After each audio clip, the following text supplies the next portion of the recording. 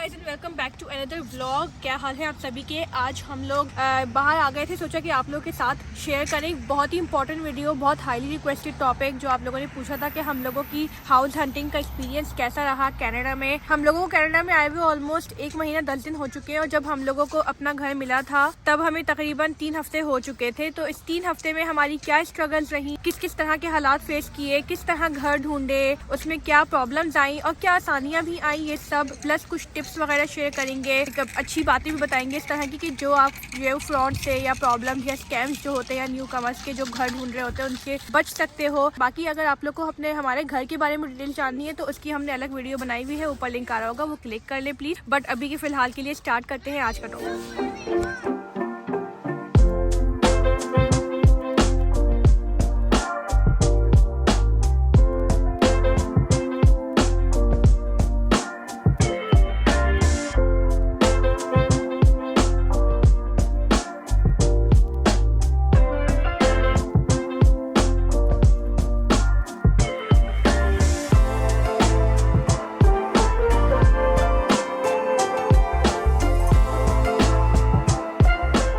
अगर आप लोग चैनल पे नए हो और आपने अभी चैनल को अभी तक सब्सक्राइब नहीं किया है तो सब्सक्राइब कर दो, वीडियो को लाइक कर लिया करो, शेयर कर दिया करो, स्पेशली उन लोगों के साथ जो लोग आने वाले हैं, सोच रहे हैं कनाडा आने का। और ये देखो यहाँ से सारे स्कूल के बच्चे वापस आ रहे हैं। इस वक्त स्कूल में जो है वो ऑफ का टाइम हो गया है। हमारे बच्चे नहीं गए क्योंकि वो थोड़े बीमार हैं आज। तो स्पेशली हम लोग ऑस्ट्रेलिया से आए हैं तो बात ये है कि वहाँ और यहाँ में क्या फ़र्क है। अगर आप बात करो ऑस्ट्रेलिया में घर ढूंढने की और यहाँ पे घर ढूंढने की तो बहुत ही मतलब ज़मीन आसमान का फ़र्क है, क्योंकि वहाँ पे जो इंपॉर्टेंट चीज़ होती है वो आपकी जॉब वगैरह देखी जाती है शुरू में, वो सबसे ज़्यादा इंपॉर्टेंट होती है। यहाँ पे ये होता है कनाडा में हर चीज़ के लिए आपको जो है वो शुरू में क्रेडिट स्कोर देखा जाता है। आप जहाँ पे भी जाते हैं तो वो पूछते हैं भाई आपका क्रेडिट स्कोर क्या है, कितना क्रेडिट स्कोर है, गुड है, बैड है, एक्सेलेंट है, पुअर है, क्या है क्या नहीं है। अब यहाँ पे जो है वो आपकी बच्चा पैदा होने से लेके और आखिरी में आपको खबर मिलने तक आई थिंक क्रेडिट स्कोर ही पूछा जाता है कि अगर अच्छा क्रेडिट स्कोर होगा आपका तो ही आपको जो है वो अच्छा घर मिलेगा, अच्छी गाड़ी मिलेगी और शायद अच्छी बीवी भी मिलेगी। सो जो आपने बैंक से क्रेडिट लिया हुआ होता है छोटी मोटी चीज़ें खरीदने के लिए, तो आप टाइम पे करते रहते हैं तो आपका क्रेडिट स्कोर आहिस्ता आहिस्ता 2-3-4 महीने में ऊपर जाना शुरू कर देता है। अब जब हम लोग एज ए न्यू कमर यहाँ कनाडा में आते हैं तो सबसे बड़ा जो मसला होता है वो हर बंदा यही पूछता है कि भाई आपका क्रेडिट स्कोर कितना है, क्या है। अब हमें तो पता ही नहीं होता कि भाई हमारा क्रेडिट स्कोर कितना है, क्या है। तो जब हम लोग ने 1-2 महीने के बाद, मतलब 1 महीने बाद पता चलता है कि यार हमारा क्रेडिट स्कोर जो नॉर्मली यहाँ पे स्टार्टिंग होता है वो आई थिंक 600 या 650 से नॉर्मली स्टार्ट होता है क्रेडिट स्कोर। अब एक कॉमन कॉन्सेप्ट ये है कि घर खरीदने के लिए तो क्रेडिट स्कोर बहुत जरूरी है, 110% प्लस एक स्टेबल इनकम या जॉब का। लेकिन रेंट करने के लिए भी क्या जरूरी है, तो यस 100% क्रेडिट स्कोर अच्छा होना रेंट के लिए भी बहुत जरूरी है। And let me tell you, जो आजकल की सिचुएशन है उसके लिहाज से जिसमें हम आए हैं, अभी 1 महीने ही हुआ है, तो हम आपको रियल सिचुएशन बताते हैं कि यहाँ पे अगर आपको मिसिसागा, डाउनटाउन या इन जो है वो डेंस इलाकों में जहाँ पे बहुत ज्यादा पब्लिक ट्रांसपोर्ट आसान है, मगर साथ साथ बहुत ज्यादा ये ओवर क्राउडेड भी हुए हुए हैं एंड यहाँ पे डिमांड भी बहुत ज्यादा है उसी वजह से। तो लोगों के पास जो है वो इतना कॉम्पिटिशन बढ़ गया है उसकी वजह से कि क्रेडिट स्कोर भी मांगते हैं, जॉब ऑफर भी मांगते हैं, जॉब लेटर्स, 3-3 महीने के पे स्टब्स, 4-4 महीने के मंथली रेंटल्स, तो ये सब मांगते हैं। तो जब हम लोग यहाँ पे लैंड हुए कनाडा में तो हम लोगों का जो पहला मकसद था, पहला जो हमने सोच के रखा हुआ था आने के बाद, क्योंकि हमने पहले भी रिसर्च की हुई थी, सिडनी से ही हम 3 महीने पहले से रिसर्च कर रहे थे घरों के बारे में। तो हमारा था ये टारगेट कि हम यहाँ पे टाउन हाउस करेंगे। तो हम लोग उसके बारे में सर्चिंग करते रहे, टाउन हाउस देखते रहे। एनीवे हमें जो पता चला कि यार टाउन हाउसेज हमें रीजनेबल प्राइस में यहाँ पे मिल जाएंगे और वो रीजनेबल बजट था हमारा तकरीबन 2500 के अंदर का पर मंथ, 3 कमरों का, 3 बेडरूम का। 3 महीने ऑलमोस्ट गुजर गए थे PR आने के बाद and when we landed here, तो यहाँ पे आते आते हमें पता चला कि ये पूरी की पूरी सिचुएशन रेंट की बिल्कुल चेंज हो गई है। बहुत ज्यादा हालात खराब हो गए थे रेंटल को लेके, क्योंकि इतना खतरनाक कंपटीशन हो गया, लैंडलॉर्ड्स ने उनकी रिक्वायरमेंट बहुत ज्यादा बढ़ गई, रेंट बहुत ज्यादा बढ़ गए। इसी के बीच में हम लोगों ने एक अपना एजेंट भी हायर किया। तो बात यह है कि मैं आपको ये बता दूं कि कनाडा में रेंट हाई होने की 2 वजह है। सबसे इंपॉर्टेंट वजह कि जो है वो कोविड के बाद जो इंटरेस्ट रेट बहुत ज्यादा बूम पे चला गया, बाइंग पावर कम हो गई, रेंट पे लोग ज्यादा आने लगे। और दूसरी जो सेकंड सबसे इंपॉर्टेंट वजह है वो ये है कि कनाडा के अंदर लाखों की तादाद में स्टूडेंट्स आ रहे हैं, PR वाले आ रहे हैं, वर्क परमिट वाले आ रहे हैं। जो लोग 2 साल से 2020 और 21 से नहीं आए थे वो जून 2022 से समझ लो उनका इतना ज्यादा इन्फ्लक्स हो गया, स्पेशली ओंटारियो के के अंदर, वैंकूवर में, कैलगरी में, हर जगह पे दबा के लोग जो है वो लाखों की तादाद में जा रहे हैं। तो उसकी वजह से क्या हुआ कि डिमांड और सप्लाई का प्रॉब्लम आ गया, कि डिमांड मतलब ज्यादा हो गई, बहुत ज्यादा हो गई एक ही जगह पे, और सप्लाई कम हो गई एक ही जगह पे। मैं इसलिए कहूंगा कि मिसिसागा डाउनटाउन वगैरह में, वहां पे जैसा कि बताया था कि पब्लिक ट्रांसपोर्ट का सिस्टम जो है वो निजाम काफी बेहतर है। सो अब मैं आपको यहाँ पे एक चीज क्लियर कर देता हूँ कि ऑस्ट्रेलिया और कनाडा में मतलब क्या फर्क होता है घर लेने का। तो ऑस्ट्रेलिया में ये फर्क होता है कि वहां पे जब हम जाते हैं ओपन इंस्पेक्शन होते हैं, जो realestate.com की वेबसाइट है या दूसरी और वेबसाइट है, वहाँ पे आप जो है वो मतलब पूरे वीक में 7 डेज किसी भी टाइम पे उनका ओपन इंस्पेक्शन होगा। आप वहाँ पे जाएं, या तो आप ऑनलाइन अप्लाई कर दें सिस्टम के थ्रू जो उनकी वेबसाइट होती है, और या फिर आप जो है एजेंट से फॉर्म लेते हैं और वो फॉर्म फिल करके उनको ईमेल कर देते हैं। तो इस तरह आप जो है वो अप्लाई कर देते हैं और आपका अप्रूवल 1 से 2 दिन के अंदर आ जाता है, और आप उसमें बाउंड नहीं होते किसी तरह। मतलब आप 10 ऑफर भी एक दिन में डाल सकते हैं किसी भी घर, किसी भी जगह, मतलब सबब में आप किसी भी सिटी में जा रहे हैं। इवन अगर आपकी वो ऑफर एक्सेप्ट 10 की 10 हो जाती है, मगर आपको 11वां पसंद आ जाता है, तो आप वो 11वें वाले के साथ भी जा सकते हैं, और उसके बाद जब आपकी ऑफर एक्सेप्ट हो जाती है। ये ऑस्ट्रेलिया की बात है। अगर हम कनाडा से इसको कंपेयर करते हैं तो यहाँ पे दुनिया अपसाइड डाउन है, मतलब टोटली चेंज है। तो कनाडा में बिल्कुल ही अपसाइड डाउन दुनिया है, यानी कि यहाँ पे ना आपको एजेंट के ऊपर बाउंड होना पड़ता है। अगर आपको कोई घर रेंट पे लेना है ना, आपको किसी ना किसी एजेंट को हायर करना पड़ेगा, अनलेस कि आप फेसबुक या किजीजी के थ्रू कर रहे हो डायरेक्ट लैंडलॉर्ड से, ठीक है। अगर आप realtor.ca जैसी वेबसाइट्स है यहाँ पे, या फिर अगर आप rental.ca देख रहे हो जो मैक्सिमम अपार्टमेंट्स वगैरह के लिए होती हैं, तो उन सब में ना एजेंट्स ने ही ऐड डाले हुए होते हैं या सेल्स पर्सन ने डाले हुए होते हैं, या फिर वो एजेंट के थ्रू सारा काम होता है। तो आप ना फिर एक एजेंट में ही जो है वो बाउंड हो जाते हो। कई दफा ऐसा होता है कि कुछ एजेंट्स उसमें आपको स्कैम करने की ये कोशिश करते हैं कि वो आपसे कोई ना कोई ऐसे डॉक्यूमेंट साइन करवा सकते हैं, जो हमारे साथ भी एक्सपीरियंस हुआ है। आपको कोई ना कोई ऐसा डॉक्यूमेंट साइन करवा दे जिससे आप खाली उस एजेंट के साथ ही बाउंड हो जाओ, जबकि उसने अभी तक आपके लिए एक ऑफर भी ना डाली हो और आपको ये भी ना पता हो कि वो आगे किस तरह की सर्विसेज देंगे। तो वो आपको 3 महीने 6 महीने के लिए बाउंड कर सकते हैं। तो मेक श्योर कि आप लोग कोई ऐसा डॉक्यूमेंट साइन ना करें एजेंट से। बट उसमें फिर ना आप ना बाउंड बहुत हो जाते हो कि मतलब आप एक ही टाइम पे 2-3 ऑफर ही डाल पा रहे होते हो। तो ये हमें जो ना एक प्रॉब्लम यहाँ पे आने के बाद आई कि हम एजेंट के ऊपर बहुत ज्यादा रिलाई करने लगे। जब हम लोग यहाँ पे आए थे ना नए नए, तो हम लोगों को ऐसा लगा कि ये बिल्कुल पाकिस्तान वाला यहाँ पे सीन है कि एजेंट्स वगैरह के थ्रू सब जो है वो हायरिंग हो रही है, हायरिंग कह रही हूँ घर ढूंढ रहे हैं एजेंट के थ्रू। ऑस्ट्रेलिया में बिल्कुल हम लोग एकदम आजाद तरीके से घर ढूंढा करते थे, अगर यहाँ पे एजेंट के थ्रू डालना पड़ता है हर चीज, भले से आप घर खरीद रहे हो या फिर रेंट पे ले रहे हो। एग्जैक्टली काफी लोग पूछते हैं कि मतलब ऑस्ट्रेलिया जैसे ही है कनाडा, मतलब कनाडा ऑस्ट्रेलिया जैसा बिल्कुल भी नहीं है। हर चीज में उसका कंपैरिजन आगे चल के हम वीडियोस में करते रहेंगे कि कौन सी चीज कितनी मतलब अलग है, क्या क्या चीजें हैं, क्या ऑप्शंस हैं, क्या नहीं है।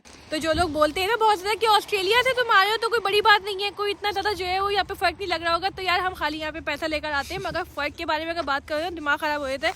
जब बताएंगे तो पता चलेगा कि कितना ज्यादा फर्क है। तो फिर हम लोगों ने इसका वे आउट ये निकाला थोड़े अर्से बाद, 1-2 हफ्ते की जो है वो थोड़ी ब्रेनस्टॉर्मिंग के बाद, कि हम लोग जो है वो फेसबुक और किजीजी से ही फिर घर देखना शुरू कर देते हैं, क्योंकि एटलीस्ट उसमें हम लोग बाउंड नहीं होंगे। क्योंकि प्रॉब्लम ये आ रही थी कि एजेंट्स के ऊपर अगर आप रिलाई करते हो तो अब उनकी मर्जी है कि वो हफ्ते में 2 दिखा रहे हैं, हफ्ते में 3 घर दिखा रहे हैं, व्यूइंग नहीं करवा रहे। व्यूइंग नहीं करवाएंगे तो आप ऑफर नहीं डाल सकते, जाहिर सी बात है। वर्सेस अगर आप फेसबुक या किजीजी से कर रहे होते हो तो उसमें आपके पास चॉइस होती है। आपने डायरेक्ट कॉन्टैक्ट किया लैंडलॉर्ड को और फिर उसने बोल दिया हाँ भाई आके आज रात देख लो, आज शाम को देख लो, कल देख लो, तो आप एक हफ्ते में ना 10 घर भी देख सकते हो और उनमें से आपको जो पसंद आता है। वही तो नहीं है कि आप 3 घर देखो, तीनों पसंद आ जाए। तो हमारे एजेंट ने भी ये किया था, उसने बोला कि भाई आपको 2 घर दिखानी हो, 2 घर दिखाया और 2 में से उसमें एक जो है वो हमें पसंद नहीं आया था, मगर वो जबरदस्ती करे थे कि वही पसंद करो, नहीं तो फिर वो दिखाई नहीं देते पूरा हफ्ता। तो ये प्रॉब्लम जो है ना वो स्ट्रगल हमें रही बीच में, और उसकी वजह से फिर हमने डिसाइड किया कि नहीं यार let's go with the freelancing at the moment, क्योंकि हम बिल्कुल नए हैं, हमारे पास क्रेडिट स्कोर नहीं था, हमारे पास जॉब ऑफर्स भी नहीं थी। जो हमारे लिए आसान ऑप्शन था वो ये था कि हम फेसबुक के जीजी से ही अपना घर ढूंढना शुरू कर दें। सो जब हम लोगों ने घर देखने की सर्च शुरू की तो जो पहले सोच के आए थे कि यार चलो मिसिसागा में रहेंगे क्योंकि वहाँ पे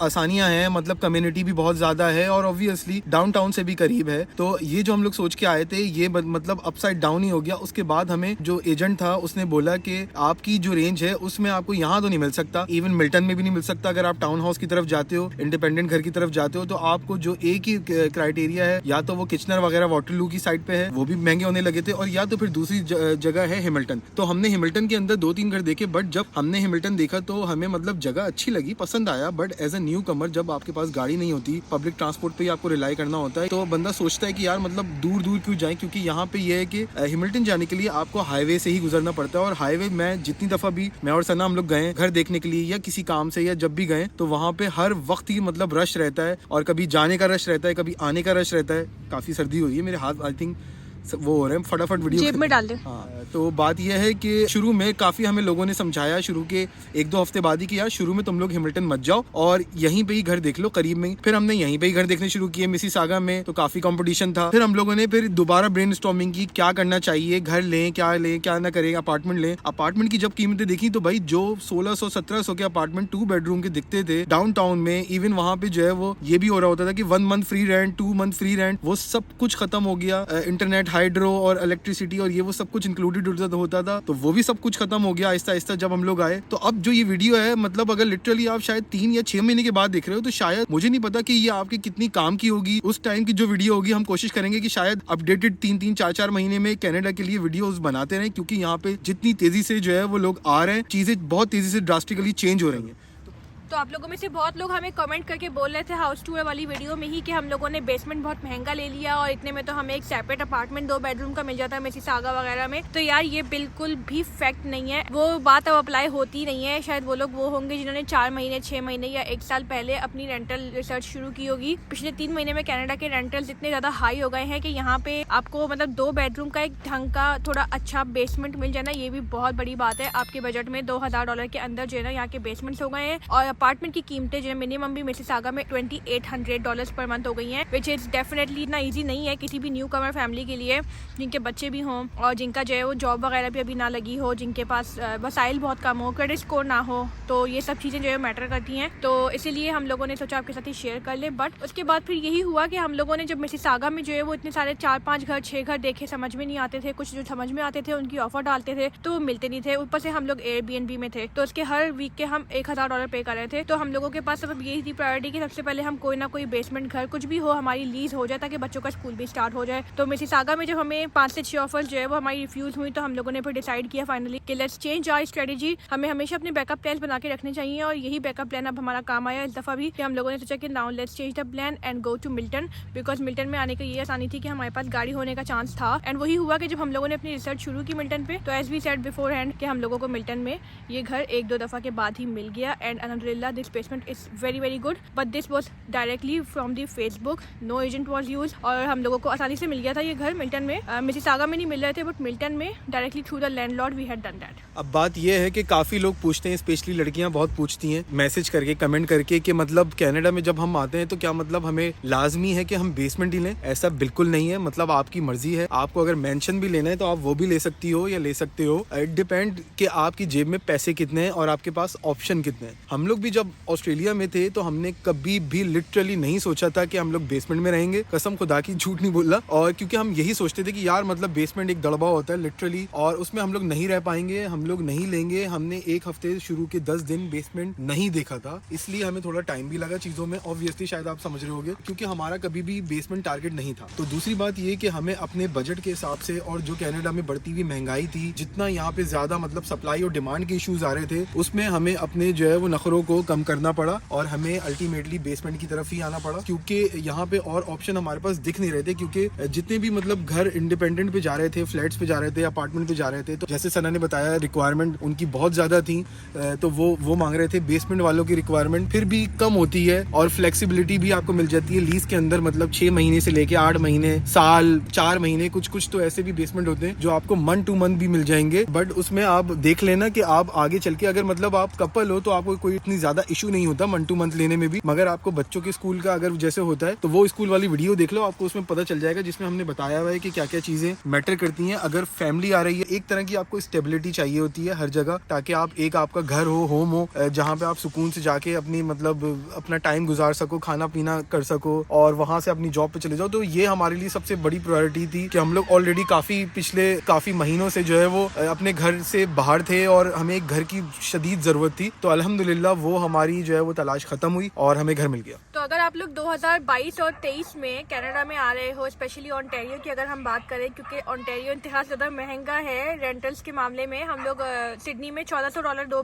कमरे के अपार्टमेंट को दिया करते थे, और यहाँ पे हम लोग को 2 कमरे का अपार्टमेंट 2800 यानी डबल प्राइस का मिल रहा था। तो हम लोगों ने बड़ी जो है वो यहाँ रिसर्च वगैरह की थी। तो मैं जो आप लोग को टिप देना चाहूंगी स्ट्रगल्स को लेके, हमारी जो भी ये पूरी एक जर्नी थी उसको लेके हाउस हंटिंग की, वो सबसे पहली टिप ये है कि यार प्लीज बी फ्लेक्सिबल। यानी कि हालात जो चेंज हो रहे हैं उनके साथ साथ just go with the flow, अपने आप को जितना स्टक नहीं करो क्योंकि उससे बहुत ज्यादा एकदम पैसे खर्च होने शुरू हो जाएंगे। मैं उन तमाम लोगों को टिप्स देना चाहूंगी जो बिल्कुल अकेले हैं यहाँ पे, जिनका कोई बहन भाई नहीं है यहाँ पे पहले से कि जो उनके लिए इंतजाम कर सके या को साइनर बन सके। को साइनर भी एक चीज होती है but that is also not applicable for people who are coming alone. तो टिप नंबर 2 ये है कि किसी भी तरह का कोई डॉक्यूमेंटेशन आपने साइन नहीं करना है किसी के साथ भी, और स्पेशली किसी भी ऐसे एजेंटों के साथ जो आपको फेसबुक से या कहीं से ऐसे मिले हो जो अननोन पर्सन हो। कोशिश करो कि कोई ऐसा बंदा, एजेंट अगर हायर भी करना है, तुम्हें कोई अपार्टमेंट चाहिए, कोई घर चाहिए, टाउन हाउस चाहिए, तो ऐसा कोई बंदा हो जो रिलायबल हो। रिलायबल से मुराद के किसी फ्रेंड के थ्रू हो, किसी रिलेटिव के थ्रू हो और उसका अपना एक्सपीरियंस उसके साथ अच्छा रहा हो।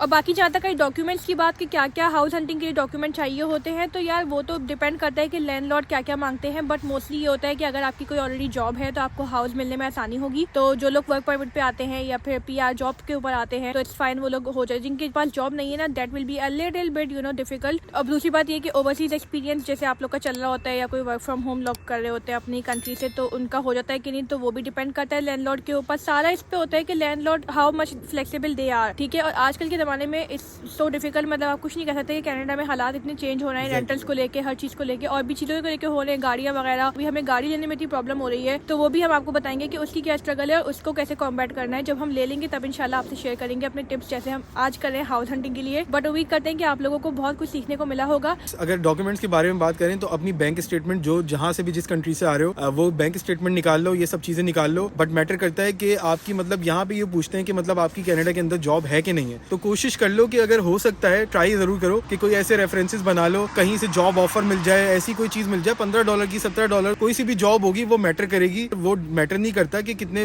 डॉलर पर आवर की है, ये मैटर करता है कि तुम्हारे पास कनाडा में जॉब है कि नहीं है। तो उससे लैंडलॉर्ड को कंफर्म हो जाएगा कि हाँ यार ये बंदा जो है ना रेंट अब मुझे टाइम पे दे सकता है। और अगर आपके पास कोई को साइनर है, कुछ लैंडलॉर्ड ये बोलेंगे कि यार क्रेडिट स्कोर तो आपके पास है नहीं, तो को साइनर लेकर आओ जो कि यहाँ 6 महीने से रह रहा हो, उसकी स्टेबल जॉब भी हो। तो अगर वो हो तो बहुत बेस्ट हो जाएगा। वही बात कि आपके अगर कनेक्शन होंगे, ऐसे आप पूछ सकते हैं अपने लोगों से, दोस्तों से, रिश्तेदारों से कि यार अगर कोई को साइनर बन सकता है तो अगर आपको बहुत प्रॉब्लम आ रही है। But just keep it as last option. जरूरी नहीं है कि आप वो लो, आपको उसके बिना भी मिल जाएगा, जैसे हमें भी को साइनर के बिना ही मिल गया। और बाकी लैंडिंग पेपर्स, आपके पासपोर्ट, आपकी जॉब लेटर अगर कोई है, तो ये सब चीजें ही होती है। मतलब मेन डॉक्यूमेंट, आपकी आइडेंटिफिकेशन डॉक्यूमेंट, ड्राइवर लाइसेंस, ये सब चीजें होती हैं अगर आपके पास है तो। और कोशिश करो कि जो अगर तुमसे कोई एजेंट ऐसे मांग रहा हो कि मुझे सारे डॉक्यूमेंट दे दें, अपने लैंडिंग पेपर दे दें, पासपोर्ट दे दें, पे स्टब्स दे दें, बैंक स्टेटमेंट दे दें, ये दे दें, वो दे दें, और मतलब घर दिखाने से ही पहले मतलब कोई वीविंग ना कराए हो। यहाँ पे जो है वो इंस्पेक्शन को, जैसे ऑस्ट्रेलिया में इंस्पेक्शन होता था, यहाँ पे वीविंग कहा जाता है। तो वो करवाने से पहले अगर वो तुमसे सारी चीजें मांग रहा हो, डॉक्यूमेंटेशन साइन मांग रहा हो, तो मत करना, दूर भाग जाना उनसे। लिटरली अगर वो तुम्हें घर पसंद भी आ रहा हो तब भी दूर भाग जाना। 2, 3, 4 घर जब तक वो एजेंट ना दिखा दे, उसके ऊपर तुम्हें ट्रस्ट ना हो, जब तक किसी तरह के कोई डॉक्यूमेंटेशन साइन मत करना। एग्जैक्टली, ये सिर्फ तब होती है जरूरत जब वो ऑफर डाल रहे होते हैं, तब नहीं कि जब उनको दिखाना हो। तो हमारे एजेंट ने जब बोला कि हम पहले ही करेंगे तो हमें पता नहीं था ये बात, इसलिए हमने पहले ही उनको सब कुछ दे दिया था। But that was the wrong thing to do, and इसी से आप लर्न करें। Exactly. तो उम्मीद करते हैं कि आपको आज की वीडियो पसंद आई होगी। शेयर कर दें अगर आपको हेल्पफुल लगती है, लाइक करें।